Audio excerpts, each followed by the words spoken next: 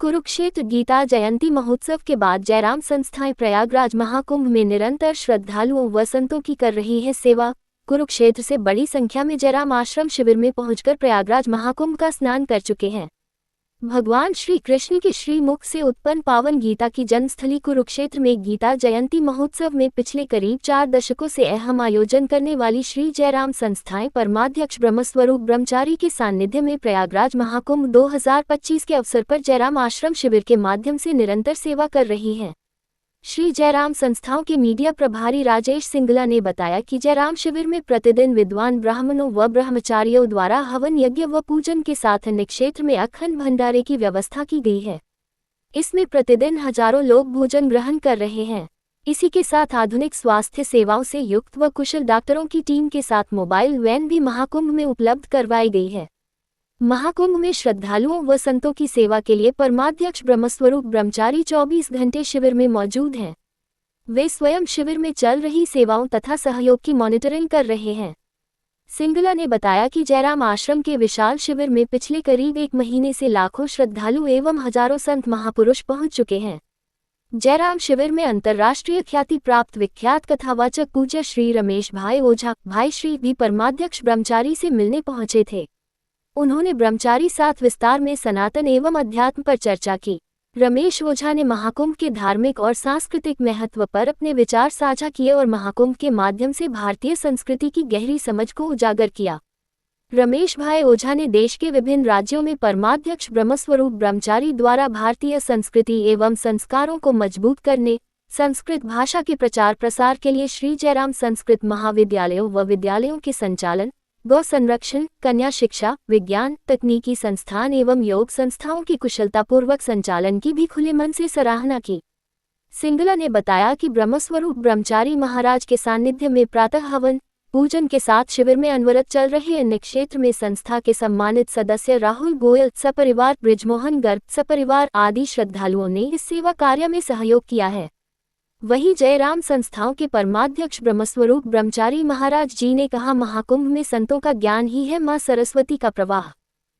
पूरी दुनिया से सनातनी कुंभ में स्नान करने के लिए प्रयागराज में आए हैं। मेरा ये चौथा कुंभ है। 3 कुंभ मैंने बड़ी अच्छी तरह से किए और ये कुंभ तीनों कुंभों को मिला करके उससे भी बढ़िया है। एक तो यहाँ व्यवस्था बहुत अच्छी है। सभी महात्मा पूरे हिंदुस्तान के यहाँ आए हुए हैं। सभी आश्रमों में कथा वार्ता यज्ञ अनुष्ठान नक्षत्र हो रहे हैं। लेकिन खुशी इस बात की है कि करोड़ों लोग यहाँ स्नान करने के लिए आए हुए बिना इनविटेशन के। ये एक देश में सबसे बड़ा प्रेम और सबसे बड़ी सनातन धर्म की एकता का प्रतीक है। यहाँ इस कुंभ मेले में कोई जाति नहीं है, कोई धर्म नहीं है। सभी लोग आस्था की डुबकी लगाने के लिए संगम पे गंगा स्नान करते हैं। गंगा ये नहीं देखती कि किस धर्म का है। गंगा का कार्य केवल मुक्ति देना, उसके पाप दूर करना है। और मैं समझता हूँ कि लोग यहाँ आते ही सबसे पहले गंगा स्नान के लिए जाते हैं। इतने उतावले होते हैं गंगा स्नान करने के लिए, इतनी आस्था उनमें लबालब भरी हुई होती है। खाना छोड़ देते हैं, सबसे पहले गंगा स्नान के लिए वो जाते हैं। इतनी भावना लेकर के आते हैं तो उनको प्रणाम करने का मन करता है। और ये श्रेय केवल हिंदुस्तान के संतों को जाता है। जितना सरकार ने व्यवस्था की है उससे कहीं ज़्यादा संत समाज का सहयोग है इस व्यवस्था में। सब ने यात्रियों को ठहरने की व्यवस्था की हुई है। सब ने लंगर चला रखे हैं। सब ने गंगा में स्नान करने के लिए भक्तों के आने जाने की व्यवस्था की हुई है। यहाँ यज्ञ हो रहे हैं, यहाँ भागवत कथा हो रही है।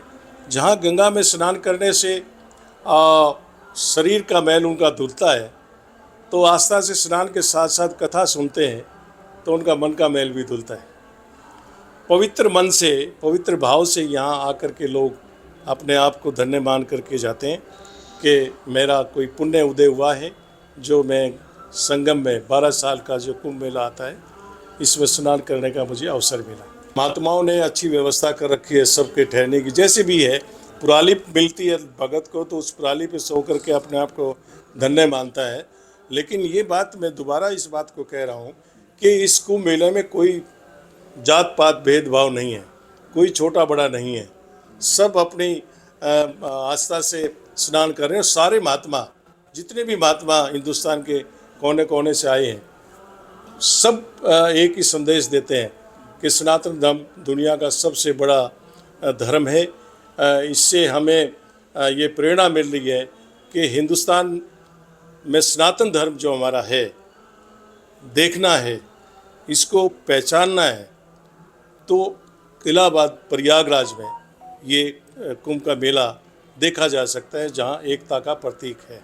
हम सब लोग यहाँ जो आए हैं ये केवल छुआछूत और भेदभाव के लिए नहीं आए हैं, यहाँ एकता के लिए आए हैं, यहाँ प्रेम के लिए आए हैं।